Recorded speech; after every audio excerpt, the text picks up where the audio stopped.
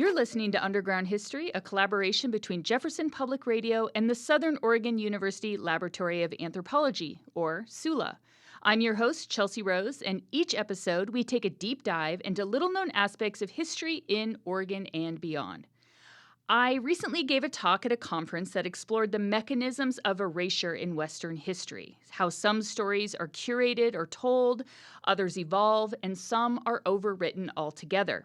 Central to the erasure of Chinese Oregonians specifically has been the collection of what could be described as massacre myths that exist all over the state. I've been told stories of Chinese fishermen being taken out to sea never to return, workers locked in railroad tunnels or gold mines blown up to avoid payment, and more. These details are often vague, but these unsettling stories are prevalent enough that it's made it clear this has become a trope worth exploring.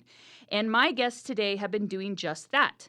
Anna Maria Spagna wrote a book called Pushed, Miners, a Merchant, and Maybe a Massacre, which explores the so-called Shaolin Falls Massacre along the Columbia River. Eric Gleason is one of the archaeologists who's been researching the validity of this story. Eric and Anna Maria, welcome to the show. Thanks for having us. Great to be here. Yeah. So, Anna Maria, let's start with you. For you, this story is really rooted in place, and your book is beautifully written, and it comes back again and again to your connection to this place. So, I think this is such a critical component to understanding and really seeing the history of the American West. So, I wondered if you could speak a little bit about how place led you down the path to this story and then ultimately to this book.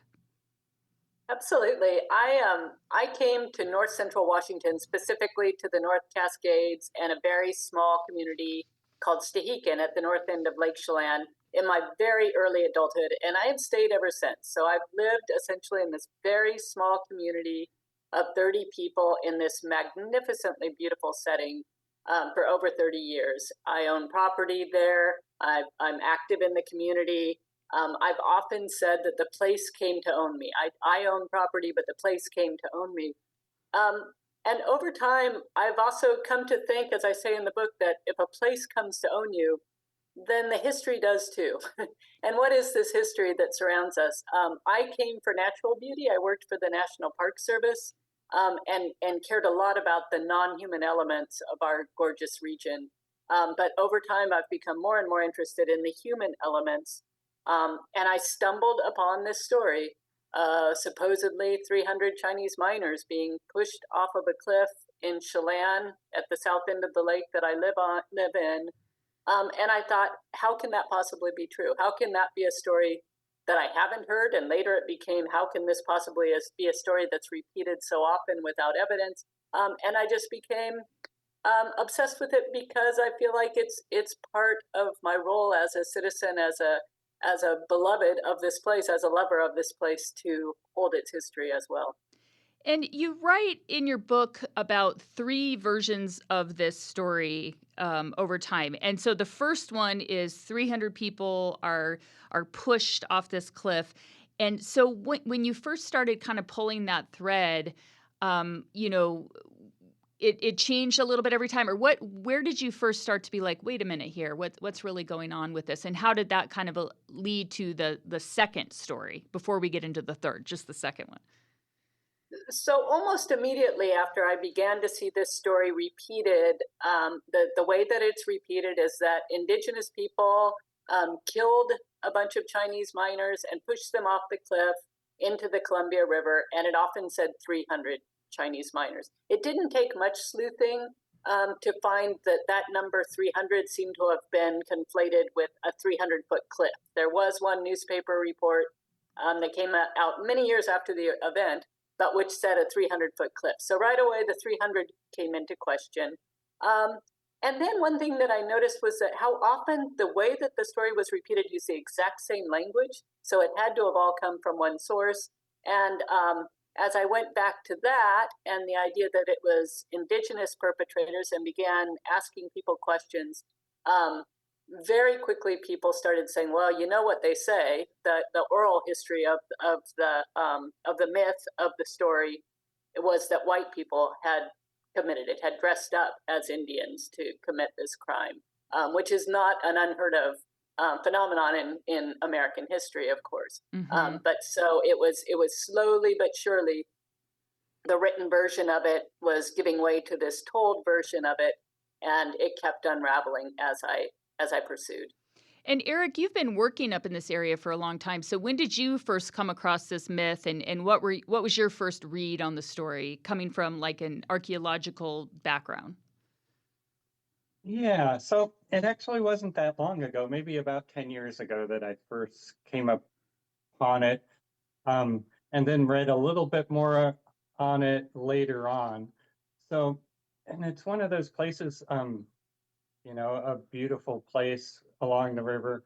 And we usually work further upstream from here, but the stories of the Chinese miners further upstream are a little um, less dramatic than this event, but they're clearly there, and they're clearly there in large numbers. So that's why this event kind of sparked some interest, is because there's so little written about the Chinese miners in that area, and here was an event that took place with some kind of significance, or allegedly took place with some kind of significance to a large number of the miners.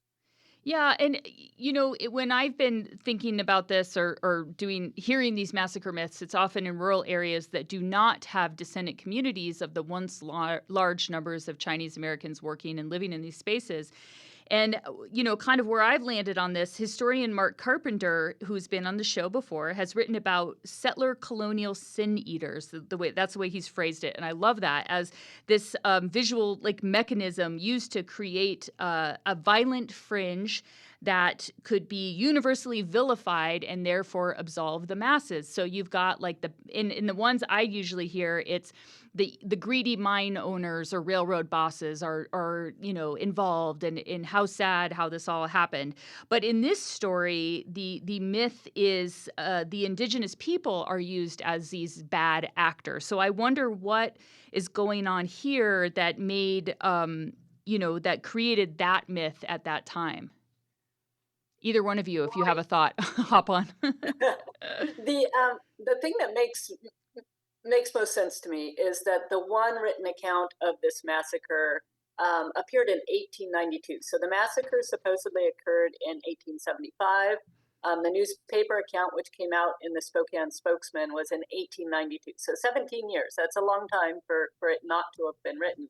1892 is when the entire region of Chelan and Wenatchee, this particular stretch of the Columbia River, is being aggressively settled, or however you want to phrase that. White settlers are stealing the land quite transparently here from the indigenous people. So it seems to me that there's a sense in which this story could be, forgive me, a twofer, right? Yeah. It's demonizing the indigenous people.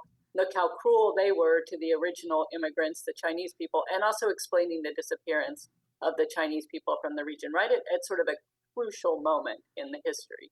You're listening to Underground History on the Jefferson Exchange. You can find us online at jeffexchange.org. I'm your host, Chelsea Rose, and today we are speaking about place, memory, and how we reconcile with the violence of the past. So, you mentioned that this story kind of provides two goals, and it's interesting that the Chinese immigrants are used as pawns for this larger thing, because sometimes when the story is told about Chinese American history in the West, it can get into real strong victim narrative territory.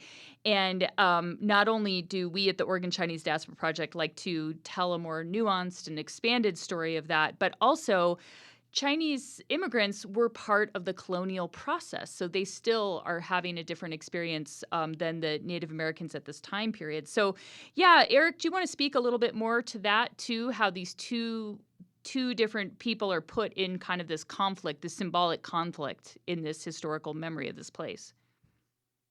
Right, because the Chinese miners up in the Upper Columbia were, some of the first significant people, other than non-natives, that moved into the area to kind of work and extract the resources there. And most of the mining was done on placer deposits along the Columbia River, out in islands and bars and stuff along the river. And some of these places were also where the Native American villages were. So there was, definitely some conflict between the Native Americans and the Chinese, and also some interactions that were not conflict as well. There's some records of intermarriage between the two. Some talk about trading between the two as well. Some of the earliest stores and outposts up there were Chinese operated stores, like the one at Chelan Falls. There were a number more upriver. So it was, the Chinese were, among the first people that, other than indigenous folks, that kind of moved into the region. Yeah, that is true in a lot of places, which I think is interesting to, again, to get back to this idea of like, where are they now, which is a big complex story for another time. And I think this story, how these massacre myths find room to kind of grow and settle in, is because there's this absence. And this is one of the ways that people kind of reconcile that absence of this really important early, settler population. I want to get into, I don't want to totally say all massacres were fake. I don't want to downplay historical violence. A lot of it was very real towards Chinese Americans. And of course, one particularly tragic and substantiated event was on the Snake River, the Hells Canyon massacre, which has been proven and written about at length. And so one of the things that, the ways that I've discounted a lot of these myths, and Anna Maria, you talk about other examples in your book as well, is that there's no primary documents, there's no firsthand witness accounts. We just don't really have anything except for this kind of like romanticized rhetoric of this violent event. So, what are the types of things that both of you would have been looking for in the documentary record to kind of be like, oh, maybe there is something going on here, or there was something here, if it wasn't, not just a newspaper article 17 years after the fact or whatever? I would think that there'd be some records at the National Archives related to the military at that time, because the military was a presence in north central Washington at that time. There had been a fort built at Lake Chelan in those kind of similar time span as that. And one would think that the military would have made some kind of reference to a significant event like this. And as far as I can tell, there's no correspondence, no record or documentation in the military records about Yeah, especially if it's 300 people that are murdered. I know for the Hell's Canyon massacre, the company, the mining company based in San Francisco was notified that Chinese consulate got involved. On a government level, like you had mentioned with the military, there were documents and people looking into this. Anna Maria, what about you? What kind of things were you expecting you might find if this was true? Well, the companies, certainly the Chinese companies, would have been involved in knowing what happened if these were miners who were working for them in that situation. And then even many people have suggested the Chinese government themselves, as you mentioned, the consulate, if there were 300, Chinese Americans who were killed, they would want to know and they would be involved. So there's nothing on that side. There were also lots of people I talked to who were talking about the remains of these miners, since the bones, the remains, would be important in the culture, and the companies themselves, of course, had employees who would go looking for the remains to repatriate them, and there's just no record of that at all, of even the attempt, which would be important. Now, one thing about the companies being involved is that these miners, it was a little bit prior to the era when they were so involved. These were a lot of independent miners. So maybe that wouldn't be the case, but still there would be some larger government interest in the story, and even newspaper interest. It's not as if there weren't newspapers at the time. There was a relatively large one in Walla Walla, the Spokane Spokesman, even the newspapers in Seattle or Portland. Would have been a big event, and there was plenty of communication up and down the river for people to have heard about it, and there's just none. Yeah, and I have more follow-up questions, but first we're going to take a quick break, and we will be back with more underground history. And we're back. You're listening to Underground History. I'm Chelsea Rose. We're talking about massacres and myth-making in Washington, Oregon, and beyond. So I want to circle back a little bit to what you were saying about people that would have gotten involved and been reported, and just kind of highlight from our work on the Oregon Chinese Diaspora Project. We've tracked Chinese American settlements across the state, even in the most rural corners. And these folks were really part of a transnational, really vibrant network, and their absence, especially if there was 300 of them, would be noticed. But you had mentioned too that there's different ways these folks are working together, and whether they're a small mining company or tied into larger mining companies. I mean, there's just a lot of, you just couldn't disappear that many people without more evidence. And the Whitman massacre you mentioned in there's survivors that, people could tell this story firsthand. And when when people come to me with some of these massacre myths, they're like, oh yeah, my buddy said his dad said, or, it's like 4 people removed. But with some of these events, these really violent events, there are firsthand accounts that, again, add this other layer of, validity to it. Can you speak a little bit to that? Well, certainly. I mean, the absence is glaring, right? There would be somebody who would speak of that.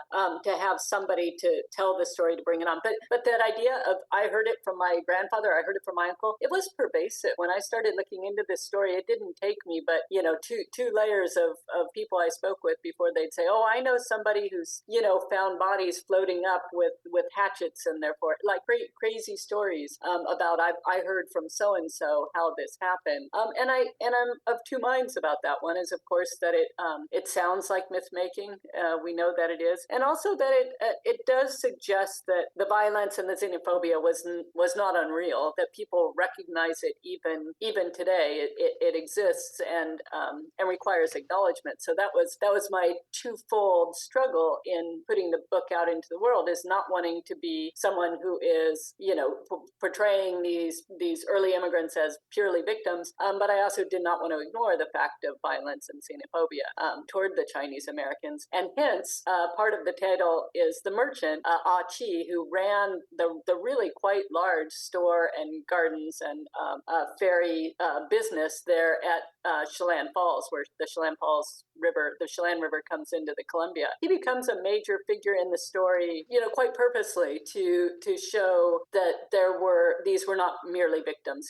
These are not nameless characters in a story. Yeah, there's other ways to kind of commemorate and acknowledge his history. I'm jumping ahead a little bit. In the book, you talk about Chi Sa and how, I think you said that he is the first person that has a town named after him in Oregon, or a Chinese American person? In the United States, it's my understanding that Chesaw, which is a very small town, I hope you can correct me, Chelsea, but everywhere that I looked, they said it was the first and perhaps the only town in the United States named for a Chinese American. Is that possible? That was the rumor I kept hearing. And that is Chi, the merchant owner at Chelan Falls, later was known as Chesaw, and the town was named after him up in Okanagan County. Eric, do you know anything about that? If it's the only one, or what?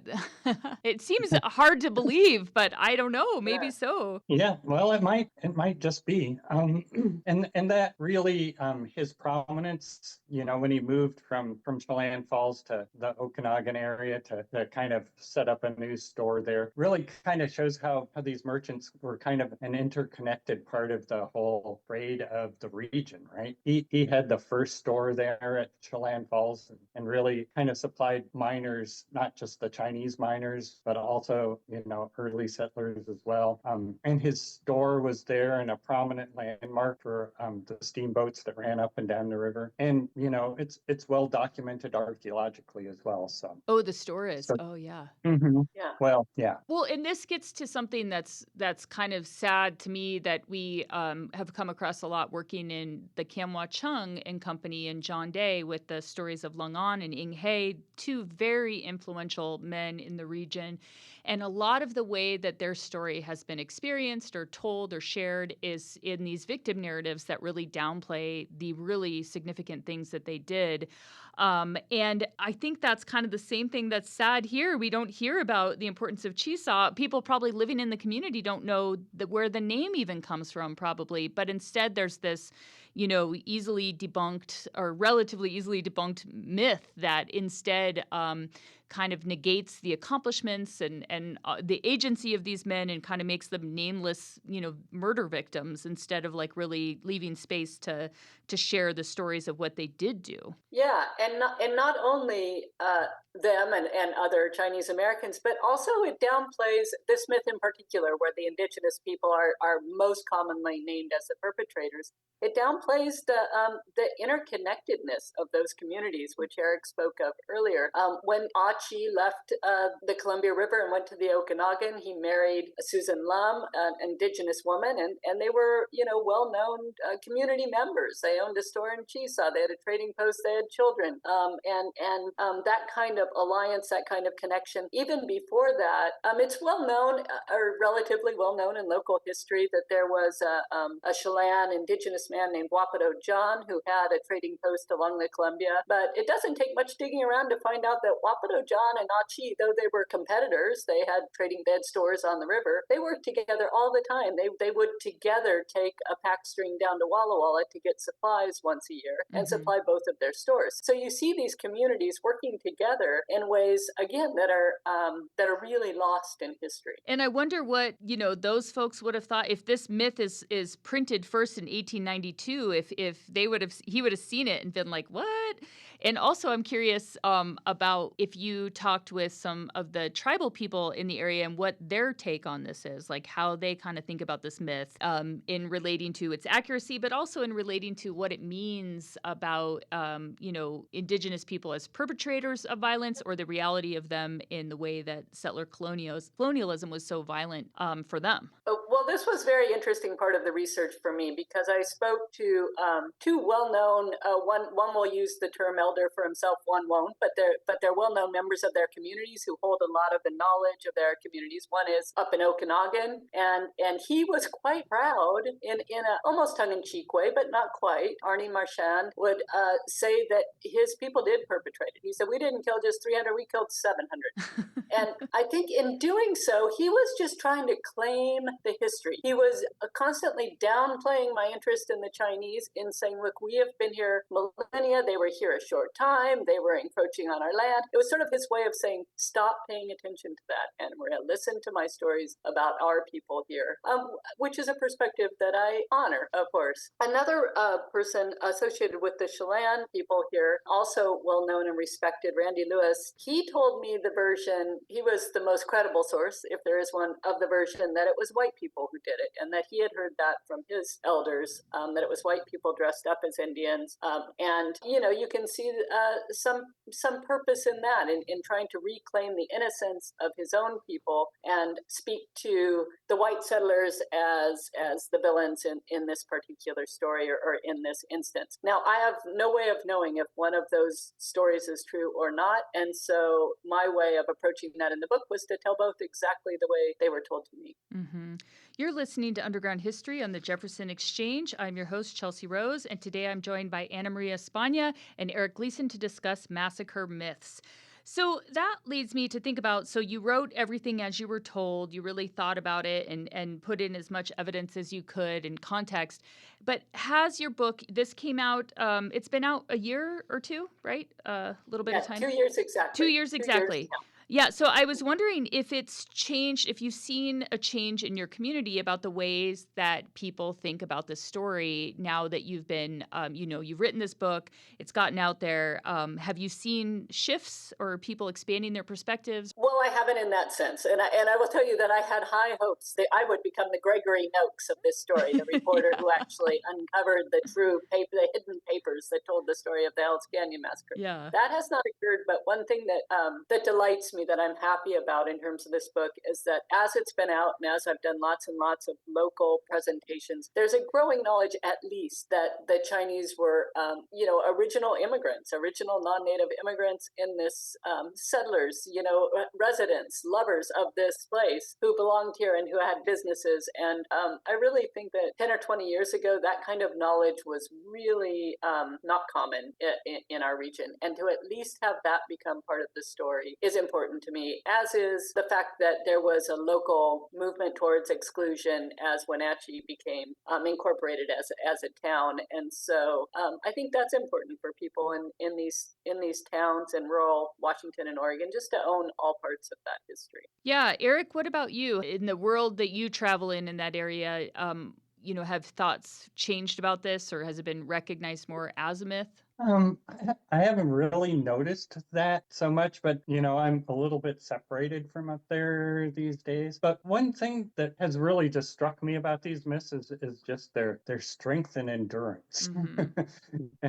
Even in the face of evidence against myths, that they still seem to just have that persistence and that endurance. Yeah. There was a retired journalist that I kept getting emails from about a myth, about one of the myths up here about a mine that had a bunch of men were put in it and blown up, and there was a metal door locking the mine shaft, and he was, very interested in uncovering the story and getting justice for these miners. And so when he caught me on the phone, I was like, "Oh, I hate to tell you, it's a myth." But to my surprise, he totally was like, "Oh, I'm so glad. I was really worried this injustice hadn't been told." So that, I was very thankful that he was willing to kind of hear that. And I explained to him a little bit why I thought that. But, there is some endurance to this. And I think, again, it's because it's how people are reconciling this absence of this population that was once so important to these regions, which, of course, is because of the real structural interpersonal violence of the anti-Chinese sentiment and how that ramped up over time. So, I want to think a little bit more about Eric, if you wanted to tell the story more, not that story, the story of the Chinese Americans living in this area, what are the ways that you would go about doing that? Doing some excavation at the store? Yeah, something like that might be possible. It might be more underwater archaeology because there's been a reservoir built, and the store probably just the outer margins of the archaeological site where the store is exposed above the reservoir. So that might bring in some technical difficulties.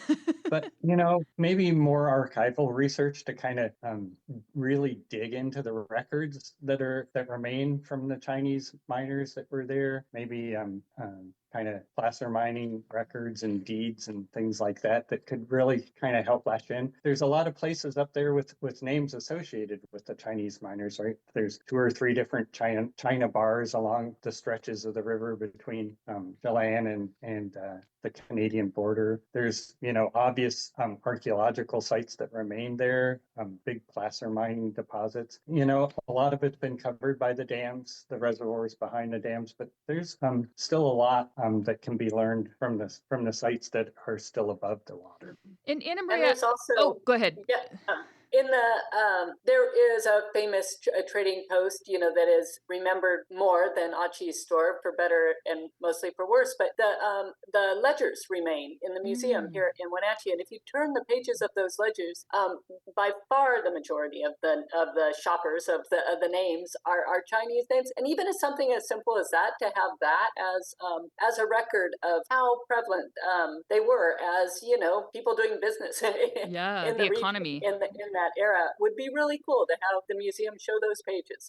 Something as simple as that. Yeah, and I just want to end. We just have a few seconds left, but we didn't really give you a chance to say the third story and kind of how you ended the book. So just in a few sentences, can you just kind of sum up where you landed on?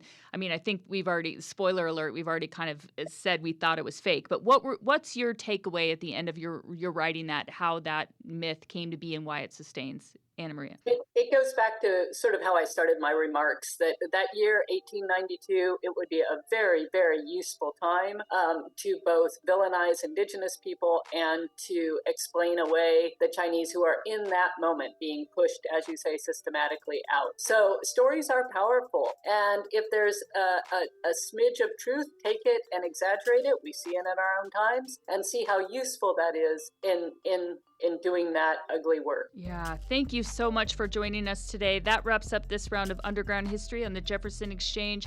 I'm your host, Chelsea Rose. Our show producers are Natalie Golay and Charlie Zimmerman. You can find this episode and many more wherever you get your podcasts.